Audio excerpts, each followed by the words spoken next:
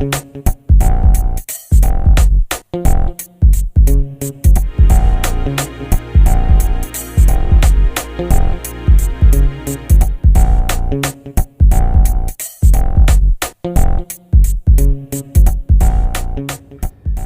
let's consider another example. Now this is referred to as voltage divider bias. So what we want to do is we want to have a look at this circuit. We want to analyze this circuit.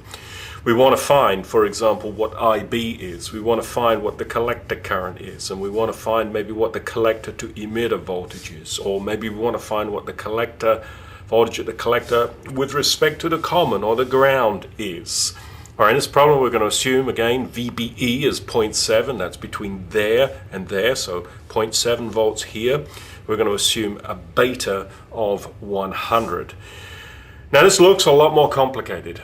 There's no question we've got basically a T section here, and so we've got some kind of current division going on in the circuit here. Now the technique that I really want to show you here is to really apply Thevenin's theorem to really simplify this biasing part of the circuit here, which would make this IB calculation very easy. Now there are other ways to deal with this problem. Basically, due to time limitations for this subject, I'm really only going to show you the one approach to find that IB current. Okay? There are more approximate ways of doing this as well.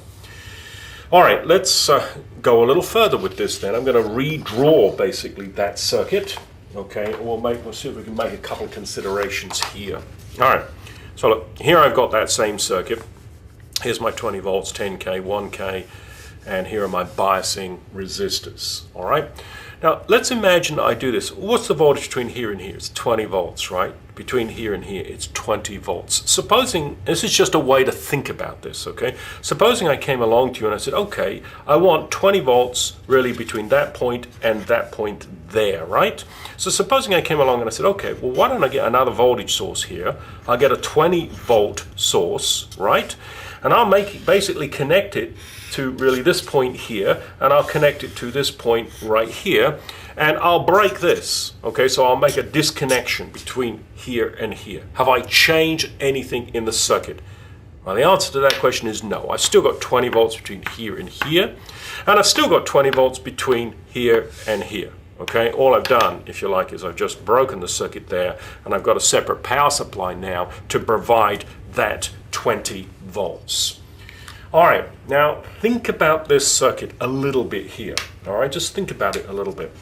Okay, I've got a 20 volt source here. Okay, I've got a resistor which is 110, another resistor here which is a 10K resistor.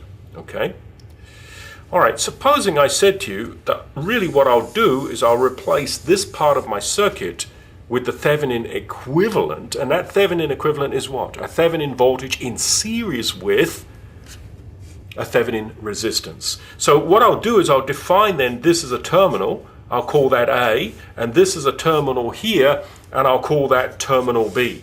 All right? So then this over here, the transistor and its resistors, all of this over here would actually represent the load. It represents the load. Okay? All right. So what is it now I want to do to find the Thevenin equivalent? Remove the load. Okay, so basically what we're going to say here is let us effectively remove the load. Now I'll show it you like this. Okay, load's gone. All right, so I've removed the load. Now what I want to do is what? Find the Thevenin equivalent of this. We've done that kind of a problem before. If you look at video 1, I think you'll see a problem very similar to this.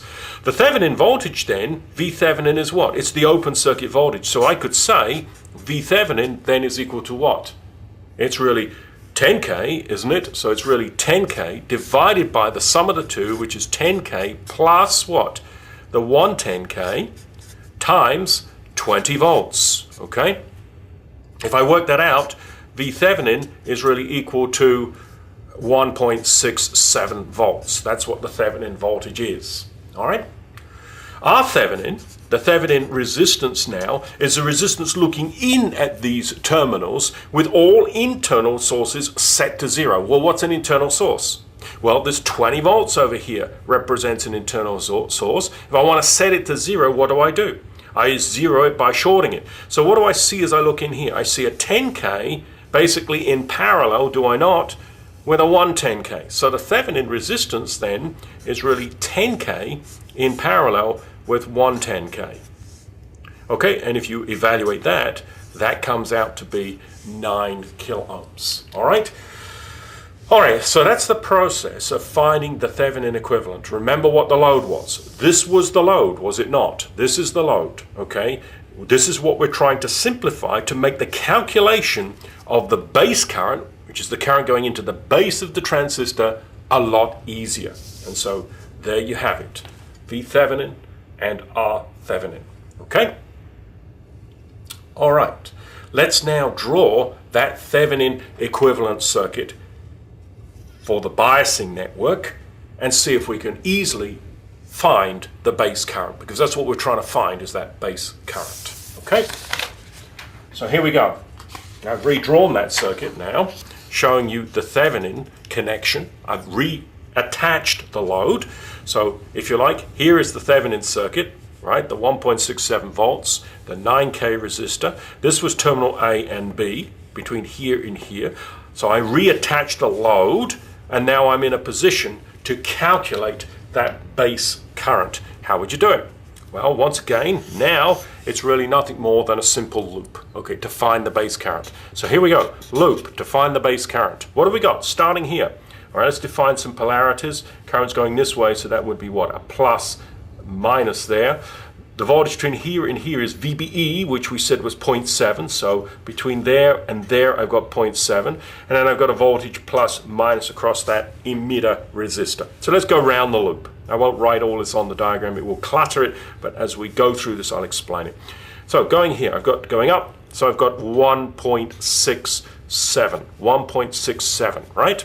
The voltage across that, I'm dropping. So I've got a minus here, okay? Which is an IB, isn't it, times that 9K resistor. That's that voltage drop. Then I've got what? Dropping here. The VBE, which is 0.7 volts there. And then the voltage across this guy, dropping again. That's a minus IE times 1K. And all of that, okay, is equal to 0. So all of that is equal to 0. All right? Okay, let's see if we can tidy this up a little bit here. What we're going to do is get rid of this IE term. Do you remember what IE was? Yes, IE is IB into 1 plus beta. Okay, so we'll do that now. Okay, so let's rewrite this thing. That's 1.67, okay, minus IB times what? 9K, okay? What else have I got? Minus 0.7, minus 0.7. What else? Minus, okay, I'm replacing the IE term with IB times that 1 plus beta, and then that whole thing is times a 1K, all equals 0, okay?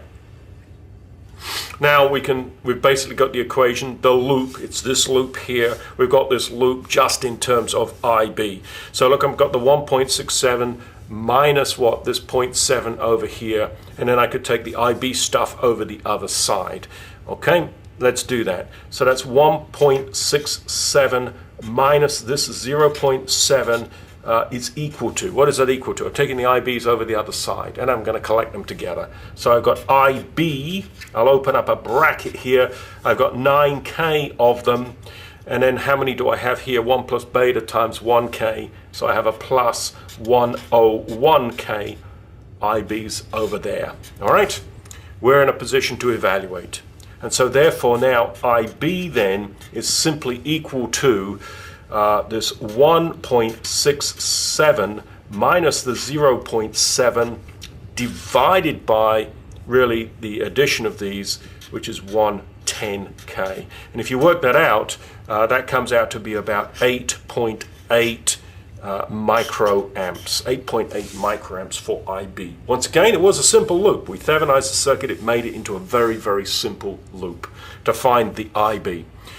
Now, the current IC is really equal to what? The current IC is beta times IB, beta times IB. Well, we assumed in this problem beta is 100, So if you work that out, that's 100 times this current here. Look, I'm going to say that's approximately 0.9 milliamps, 0.9 milliamps, okay, for the IC. Now we should check that this IC, calculated using beta IB, has not exceeded the maximum current we can have in this circuit. Remember, the maximum current you can have in this circuit is when the voltage between the collector and the emitter is 0. It looks like a closed switch, okay? And so what I've got between here and here is 20. If this is a closed switch, I've got a 10K plus a 1K, and so that IC maximum, let's write it down just here, that IC maximum then is simply equal to the 20 divided by that resistance 11K, which actually is 1.8 milliamps, okay? That's the maximum. Are we at the maximum? No, we're not. We've calculated this IC to be really 0.9 milliamps. We're not at the maximum, okay? So this is a valid expression. We can use this. All right, the last thing you might want to find, or last couple of things, maybe the voltage between the collector and the emitter, or the voltage at the collector with respect to ground. What are you going to do there? You're simply going to take a loop and you're going to sum those voltages around that loop, okay? All right, so if we take that particular loop there and we'll sum those voltages, okay, as I go around the loop, I'm going up. What have I got? I've got an IE times a 1K, all right? Plus the voltage between here and here, that's VCE, okay? Plus the voltage, remember the collector current's flowing like this, so I've got a plus minus here, so I've got IC 10K. So that's an IC times 10K, and then I hit the voltage source here, so that's a minus 20, all equals 0. There's my basic loop. From this loop, I can now really find VCE, okay? Note here the simplification, IC is approximately equal to IE. We would make that simplification, okay? So if you were to put in the numbers here, look, let's just quickly do this. VCE is equal to what, okay? So I'm going to take all these things to the other side. It's really equal to 20 minus what? Minus the IE 1K minus the IC 10K, all right? Now, if you put in IE and IC, remember, IC approximately equal to IE, put that information in, this is going to be approximately equal to 10 volts. So VCE is approximately equal to 10 volts.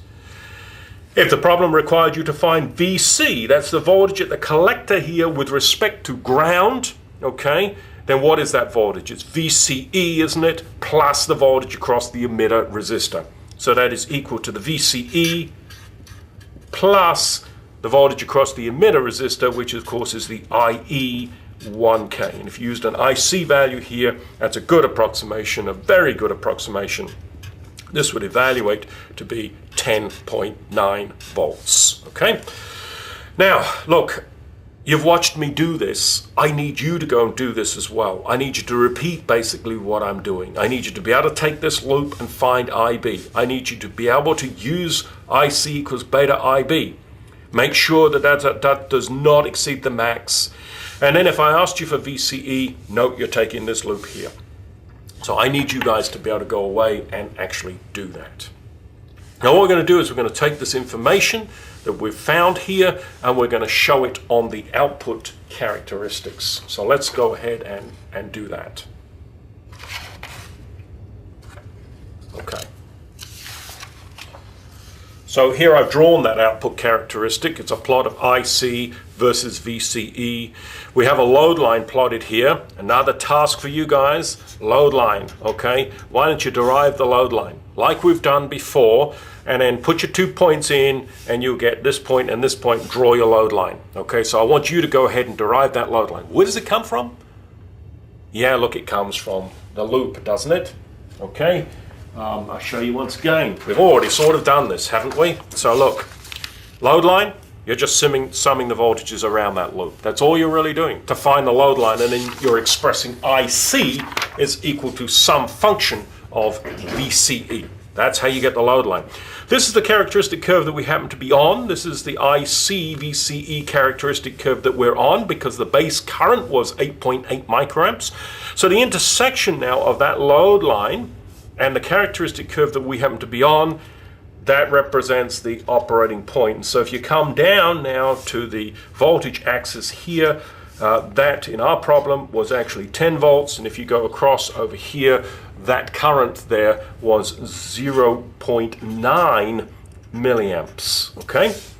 So that's our operating point. Now you'll notice in this particular problem, are we in the middle of the active region? Yes, we are. We're sitting right at 10. And so if we were to apply a signal to this circuit, which would basically modulate that base current, change that base current around the quiescent value, well, we could swing all the way to 20, and we could swing all the way approximately to 0. So we've got the best possible swing now that we can have, the maximum possible swing we can have, because we have centered now the operating point in the middle of the active region. Okay? As another activity for you that you could work yourself, work this in a student group, discuss this with your tutor, is this problem here. It's a design problem, okay? Before, we've done a lot of analysis. We've figured out what the base current is. We've figured out the operating conditions, and we want to think about designing. Okay, now this is one of your biasing schemes. All right, in this problem, I'm saying to you, well, assume beta 100, assume VBE 0.7, but I want VC, okay, to be 5. Where is VC? Well, VC is the voltage at the collector here with respect to ground. It is not VCE. That's VC, voltage at the collector with respect to ground or the common. Here, I want that to be 5. Okay, so if that's 5 volts sitting there, okay, you need to calculate the value of RB such that I have the right base current such that I establish 5 volts between here and here. Okay? One correction in this problem. Actually, I want to make this 10 volts as opposed to 20. So let's make this 10 as opposed to 20 and make it a little bit better for you. Okay? So what I'm wanting here is a VC at this point with respect to ground of 5 volts. How would you do this? Well, if you know a hint here, if you know that that voltage there is 5 with respect to here, what's the voltage across the 10K? If you knew the voltage across the 10K, could you find the current through that resistor? If you did, what would that current be? Isn't that IC? So if you knew what IC is, what you want that IC to be, can you find out what you want the IB to be? Using what? IC equals beta IB. Yep. So if you know what the base current you need is, do you know what this voltage here is? This voltage here between this point and this point? Well, it would be this bit plus this bit, wouldn't it? So if you knew the voltage here, do you know the voltage across that resistor? I think I've done the problem for you.